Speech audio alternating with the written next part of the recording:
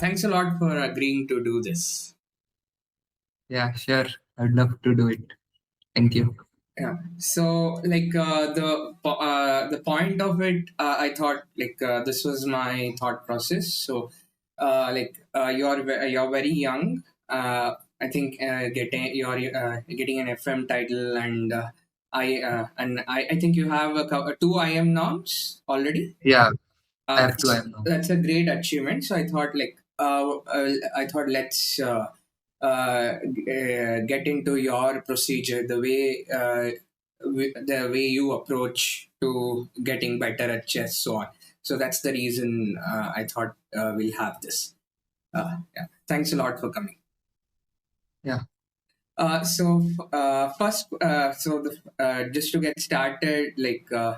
I mean, like maybe others will also watch. Tell us something tell us about your journey, chess journey, how it started, and how you. So my chess journey started when I was like around 5.5 years old. So my brother used to play with some of his friends. Okay. Okay. So I they did not allow me to play, but I just sat there, enjoyed watching them, Yeah. and then I started gaining interest, which my parents saw, and then they put me into an academy. From there, I started to work on an offline academy, and then my parents start to take me to tournaments all over India. Suddenly, interest took, and yeah, that's how it came. Got it. And what attracted you to chess? What do you think is one a few things about chess that you feel is interesting? I mean, chess is something like it also teaches some life lessons, also, no? Like in chess, we learn how to manage time. So in life, it's also very relevant. Decision making, practical decision making. There are some tough moments in chess and also in life where you have to take some decisions. You have some options, you have to take decisions. So it helps in life and overall, like, I loved the game, so I started it, and it's Got it. been 10 years since I am playing chess. Yeah. And when did you think that you'll become like a title player? Like you'll become very good at chess. When did you think that is going to I be? did not think of any title or so when I started or when I was at some middle point. Like, I try to keep things as simple as possible. Got it. Like, do not take any goals. Just I play chess because I love chess, and wherever it takes me, I'm happy because I'm enjoying what I'm doing. That's great. Yeah. And what is your day to day procedure, like improving and staying engaged to chess? How? Yeah, so currently I'm in 12th standard, but my school is very supportive, so I don't have to go to school much, so I can dedicate all my time towards chess. So mostly I dedicate my time towards practicing on my own, like talking with some friends if they are free and challenge with them and play some good games. And other than that, I also take some chess coaching so that I want to grow in chess. So you need some financial support also. So I'm trying to back it from myself, how much I can do. And it also helps me to like kind of make my basics more strong. And yeah, chess, all day chess, and sometimes I get some free time to, so I play cricket. I love cricket a lot. You're a sports person, yeah. Anything Yeah, else you like? Anything else like any subject like mathematics? Usually, chess players they like math. I feel like many chess players they like mathematics or these like kind. I like studying some psychology books, not Ah, like mathematics, not so much. But yeah, I like studying psychology and other sports also, football, badminton, awesome, but awesome. mainly sports. Mainly Yeah. sports. Yeah. Psychology, what do you study in psychology, if I may ask? Yeah. Like, No, what?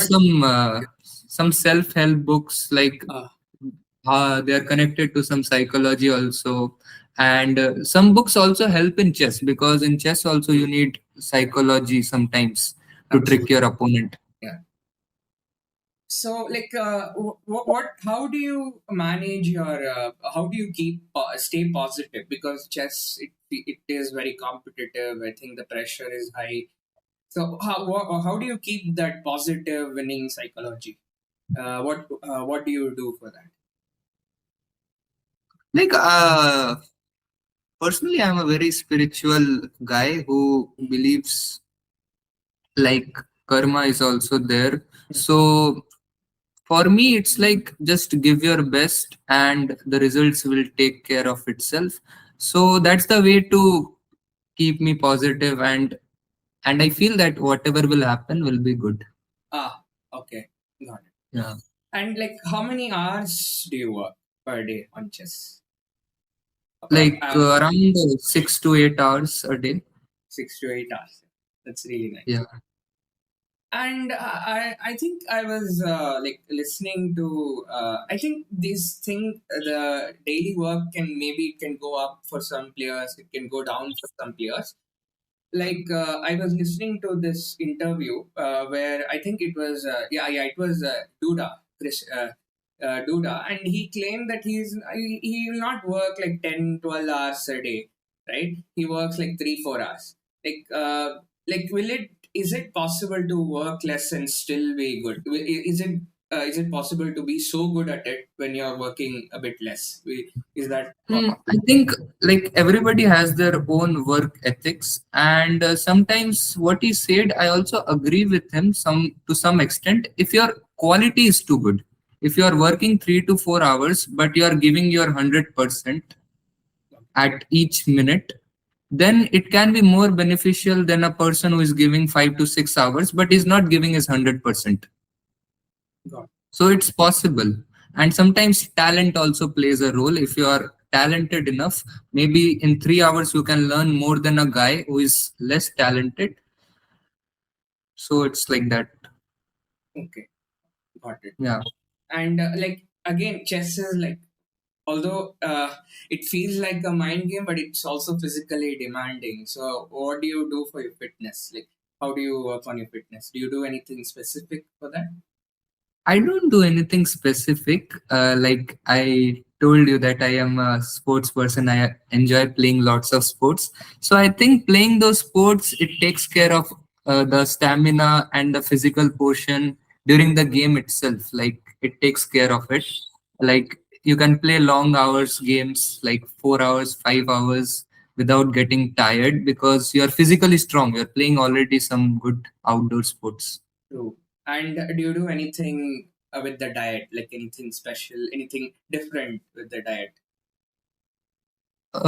Not specifically anything. Like I try to eat before sunset. I try to complete my dinner before sunset, so that like it is very beneficial for the diet. Like you will stay very healthy. The food will be digested very easily. Something like they say that you should keep 15 to 16 hours fast. So if I eat around 6, I'll eat the breakfast at 9, somewhere around that. So it keeps the diet balanced. Yeah, I think that yeah, I think that's good. And can we talk about your best game until now? I think you're already I think you're 18, close to 18.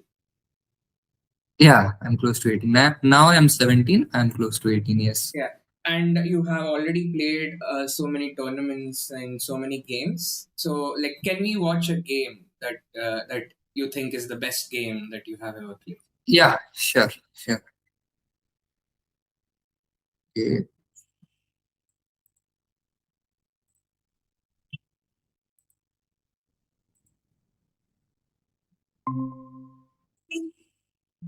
Like for me, this is my favorite game Got it. which I have played by me. Like people take their best game or favorite game as some tactical brilliance. You are attacking the king, sacrifice, and game over.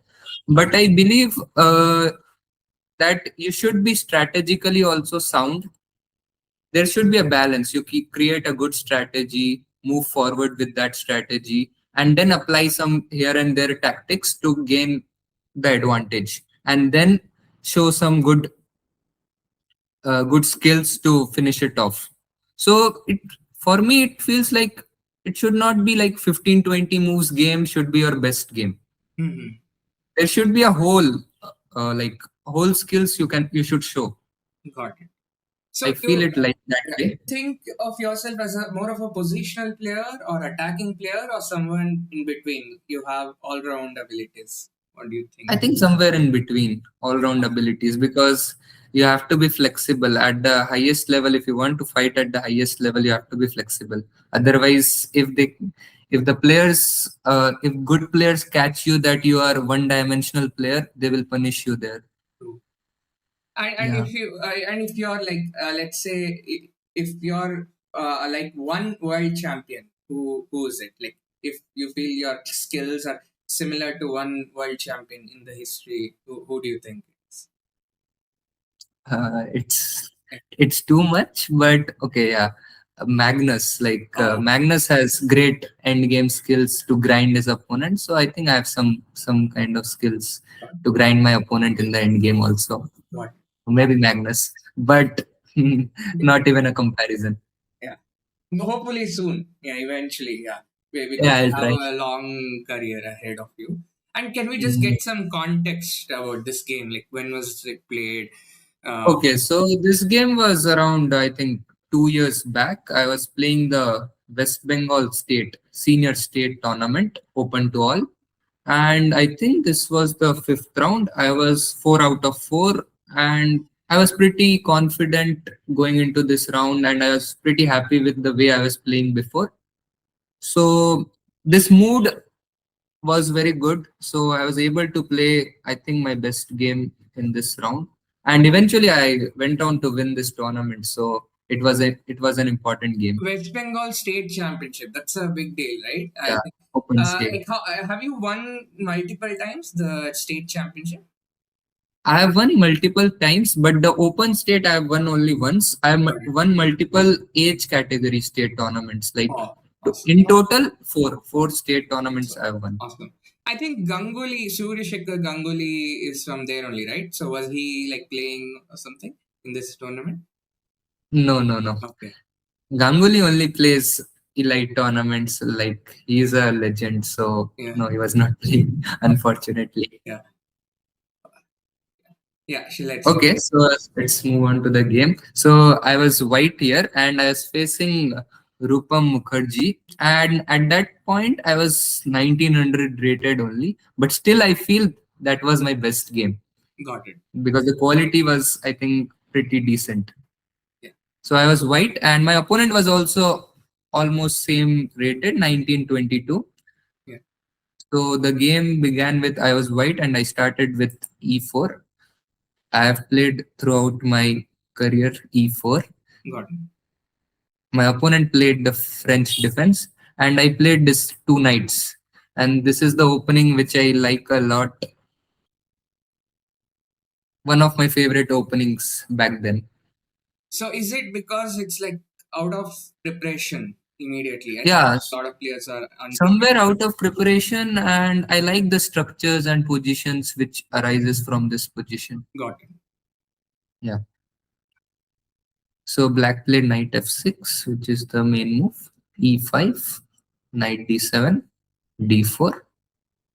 And in this position, my opponent played bishop e7 too quickly, and I was a bit surprised because in this kind of structures, you should basically, I was expecting c5 was the main move, but he played very quickly, so I thought maybe he has some preparation. So I went on with simple developing move, bishop to e2, and he played b6. And I got his idea that he wants to play bishop a6 to exchange this light color bishop because that was his bad bishop. So I played h4. So, like, my idea was this is a closed position, and I thought that I can play better on the king side. I have more space and more chances that my pieces can go to the king side and create some attack. So, I started with h4. Got it. But didn't you like just one question? Didn't you worry about your e5 pawn because after c5, d4 maybe it's not very d4 is not strong and you Actually, my idea is for h4. One more idea is to play bishop g5 to exchange the dark color bishop. got And that. if the dark color bishop is exchanged, okay, I can show something like this. And maybe if the dark color bishop is exchanged, there could be some potential ideas like Got this. So c5 could be very committal. uh, got So if he has played like this, I think he will not commit to play. I was expecting him to play h6 only in this position because stopping bishop g5 ideas. I developed with bishop f4. Now he played bishop a6. I was like, okay, if I cannot stop exchanging that bishop, okay, I'm fine. I've got pretty good space in the center and quick development. My pieces are developing with a tempo. Queen e2 attacking the knight, and I was also preparing long castle, queen c8 and long castles. I was pretty happy with the opening how it went because I have some good space and also some developmental advantage. got it. And his pieces are also quite weirdly placed. Knight on a6. So he played c6. I went on with my initial strategy, which was to play on the king side g4, h4, g4, and try to create some attack there. Got it. So he played g6. So his idea is that if I play h5, he'll play g5. If I play g5, he'll play h5. He wants to close the king side, and then he's threatening to play on the queen side, c5, b5, and all. Hmm. I played queen e3, attacking the h6 pawn. That was the drawback of this g6 move. Bishop f8, and I played this king b1 because this king b1 move, and I think this was a very useful move because I am playing a waiting move, and in the future maybe the a2 pawn can be hanging. I was thinking a bit more deeper, and I wanted to know what his plans are, what he wants to do. Hmm. Will he play c5? Will he prepare? What will he do about his king? So I wanted to know about his plans. So I just passed the move. He played knight c7. And in this position, I realized that he's not doing anything. He's just waiting for me to do something. So I created a very good plan here, and which I was very proud of after the game. So I played knight e2. As I've already told that I'll play on the king side, so I'm committing it fully. I'm bringing the queen side knight towards king side. He played queen a6 and h5. I earlier said that he wants to meet h5 with g5, but this time, boom, Yeah. knight into g5. I'm sacrificing a piece for 2 pawns, and I'm not getting any attack towards his king. I'm just sacrificing for 2 pawns and getting some passed pawns rolling. So he took h into g5, bishop into g5, c5, f4. When you have committed a plan, just go on with it. That was my initial thought, and I thought that I can play good chess, playing f4, f5, and creating some attacks also. Absolutely. Because if I don't sacrifice, I'm just going back for one moment. If I don't sacrifice, the position will not be opened. I want the position to be opened on the king side. So that's why I sacrificed a piece, f5. And I'm now getting to his king with this f4, f5 plan. He's also trying on the queen side, but it's very slow. And now you can see the usefulness of the move king b1. Yes. The pawn on a2 was hanging. I played knight f4 here, just bringing all my pieces to more active squares. Queen c6, rook g1. The rook on d1 was doing nothing, just bring it to the king side. b4, bishop f6. Now I thought that opening up this, no, I had a very good idea for playing bishop f6. I had calculated this before only. Mhm. So he took knight into f6. E into f6, king d7. Maybe here I can give you some 10-20 seconds if you want to guess. This was the move. And I remember when I played this move, there was a crowd gathering there. Ah, And oh my god, what is going on?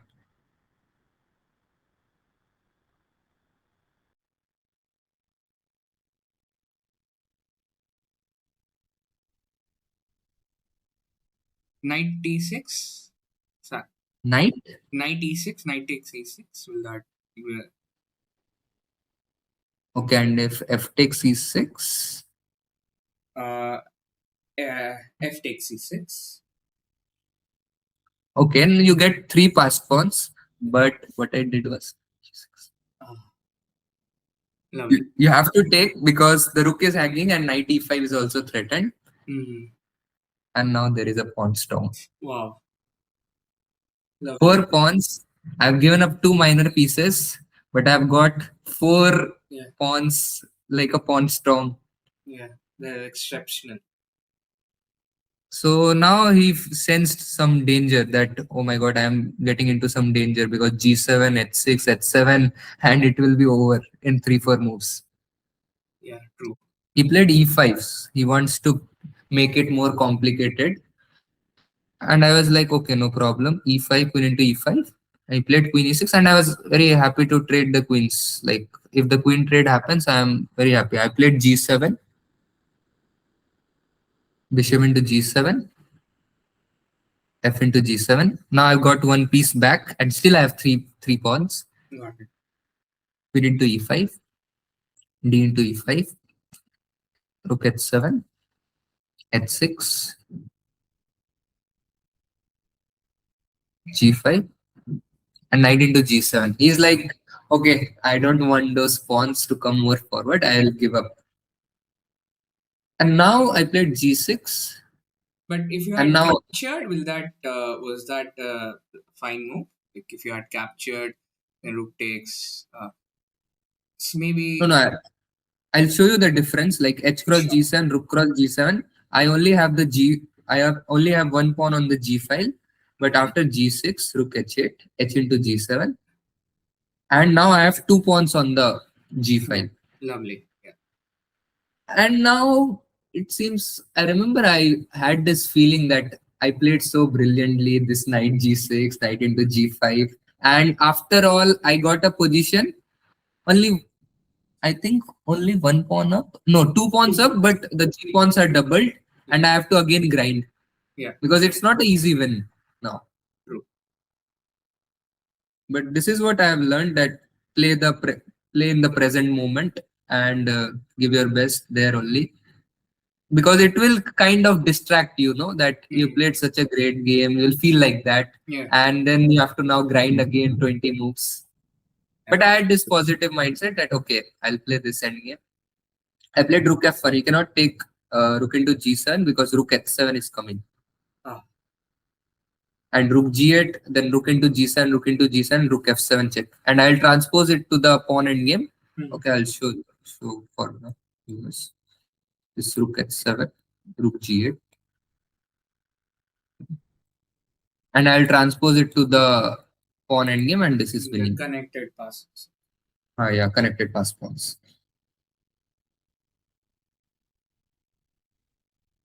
So I was just following what I can do best now. Now I've lost one more pawn, and I'm not, just one pawn up. Mm-hmm. After so much happening, Yeah. I'm just one pawn up.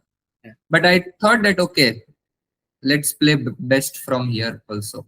C3, just making a hook for the king to come out. Mm. King C2 and rook E1. Now bringing other rook also to seventh rank, and this rook on G8 is very passive. It has to defend G7 pawn not going forward. So king C5 and rook E7. Wow. I suppose you were enjoying this rook on the both rooks on the seventh. Yeah. It sounds. Yeah, Yeah. both rooks on the seventh rank, and now I was feeling that yeah, this this should be winning now. King A4. king e3. Now I started to bring my king towards the g pawns. Mm-hmm. Rook f2.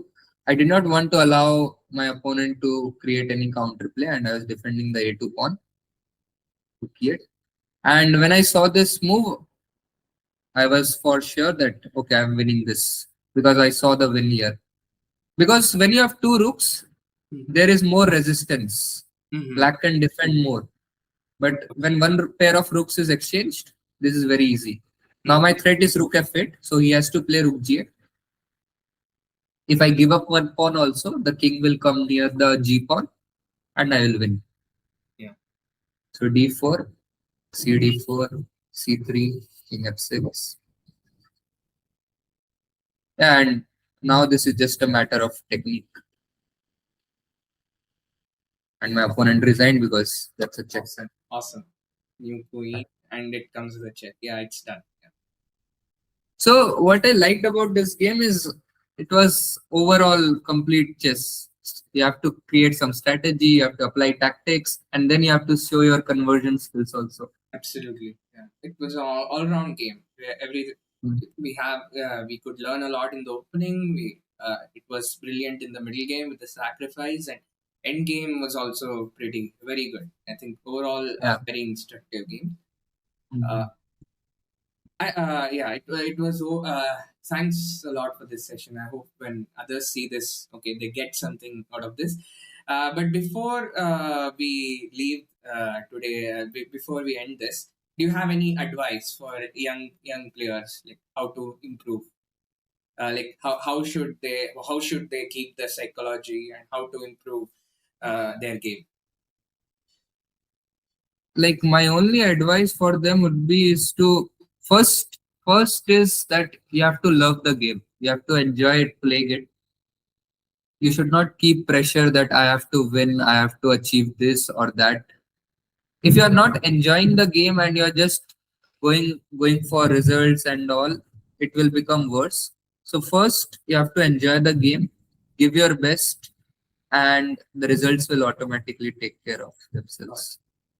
Just one more question. So these days, you can see with all these streamers, it's more about drama than a proper instruction. So, like, is there any benefit for if players watch it? Like, let's say Hikaru is streaming, or anyone else for that matter, right? Like Bote's sisters, like all these guys are there. They are streaming. It's more, it feels like more drama. So how should a young player approach this? Should they consume such content or should they ignore it? No, What? I think for drama and all, if you look at all the strong players, they will just stay out of all those. uh, The Got best example is Pragnananda. Like he's always out of all this. If anybody says something, he will just not care anything about it. it. About him also, if they are saying that he's not playing good, he will not care because he knows what he's capable of. Yeah. And to them also, like whoever is watching, Yeah. you should know what you are capable of, and I think you should be away from those. They are just distractions. If there is a good content, like Hikaru also streams good chess content, he analyzes his own games. They Mhm. are very good to see those, but not to get into any controversy is Yeah. like this. Got it. Yeah. Yeah. Yeah, Thanks a lot. Yeah. Thanks a lot. If you feel like you want to add anything else, you can certainly add. If not, we'll wrap it up. I mean, no, Okay. Yeah. it's all good. Yeah, Thanks a lot. It's a wonderful session. I'm sure if someone watches this, people will watch this and they'll gain a lot of yeah, hope so. help from this. Yeah. Thank you. Bye. Take care. Okay, thank you. Bye.